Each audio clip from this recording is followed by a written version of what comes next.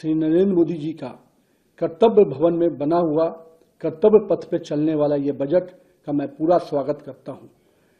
जिस प्रकार से माननीय निर्मला सीतारमण जी ने लगातार 9वीं बार अपना बजट रखा है, ये भारत सरकार की पॉलिसी सस्टेनेबिलिटी और गुड गवर्नेंस का प्रतीक है।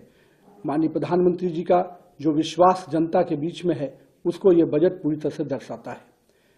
हम लोगों ने देखा कि किस प्रकार से माननीय प्रधानमंत्री जी का सबका साथ सबके विकास के जो मूल मंत्र हैं, वो इस बजट के पूरे विस्तार में दिखता है। साथ ही साथ विकसित भारत 2047 के बनाने का जो सपना माननीय प्रधानमंत्री जी ने देखा है, उसके लिए भी ये संकल्प से सिद्धि वाला बजट है। इस बजट में जहां भारत के वैश्विक अस्थिरता के बावजूद भारत का जो ग्रोथ रेट है, जो 7% लगातार बढ़ रहा है, ये दिखा रहा है कि किस प्रकार से हमने अपने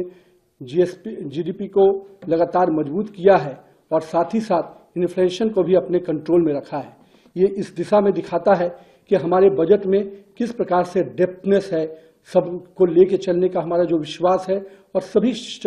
इंफ्रास्ट्रक्चर प्रोजेक्ट को मजबूत करने का जो हमारा विश्वास है, उस पर यह बजट काफी आगे दिख रहा है। युवा शक्ति को मैं मान सकता हूं कि युवा शक्ति ड्रिवन बजट है। इस बजट में जहां इंफ्रास्ट्रक्चर के ग्रोथ के पूरी तरह से मैन्युफैक्चरिंग यूनिट को आगे बढ़ाने का प्रयास किया गया है, इस बजट के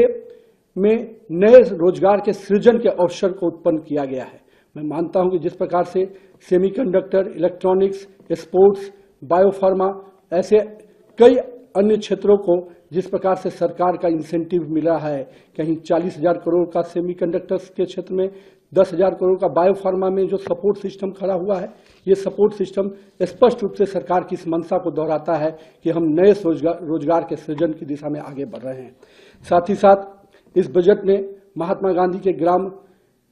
स्वरोजगार पहल को भी दिखाया है। इस पहल से जहां हमारे बुनकर, हमारे छोटे कुटीर उद्योगों को इसका लाभ मिलने जा रहा है और ग्रामीण क्षेत्रों के रोजगार को मजबूत करने की दिशा में यह बहुत बड़ा कदम है।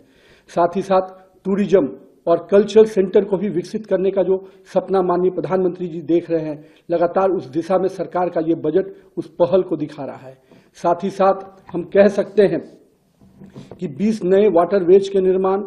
का जो पहल है, वो कहीं ना कहीं हमारे नए ट्रांसपोर्ट के दिशा को खोलता हुआ बजट दिख रहा है। जहां अब तक हम लोग एयरवेज, रोडवेज पर काम करते थे, ट्रेन पे काम करते थे, रेलवे पे काम करते थे, अब हम वाटरवेज की दिशा में भी बेहतर अवसर के साथ आगे बढ़ रहे हैं। पटना और बनारसी को शिप रिपेयरिंग सेंटर के रूप में विकसित करने की जो योजना माननीय प्रधानमंत्री जी ने बजट में दिखाई है, उससे कहीं न कहीं इन इलाकों में भी बहुत बड़ा नए रोजगार के सृजन होंगे। हम कह सकते हैं कि नारियल के उद्योग को और जिस प्रकार से मछली पालन को बहुत बड़ी प्राथमिकता देना इस सरकार की स्पष्ट मंशा को दिखाता है कि हम हर वर्ग को, हर क्षेत्र को लेकर आगे बढ़ने की दिशा में आगे बढ़ रहे हैं। मैं माननीय प्रधानमंत्री जी को और निर्मला सीतारमण जी को इस चीज के लिए भी बधाई देता हूं कि जहां आपने ट्रांसपोर्ट सेक्टर्स को पूरे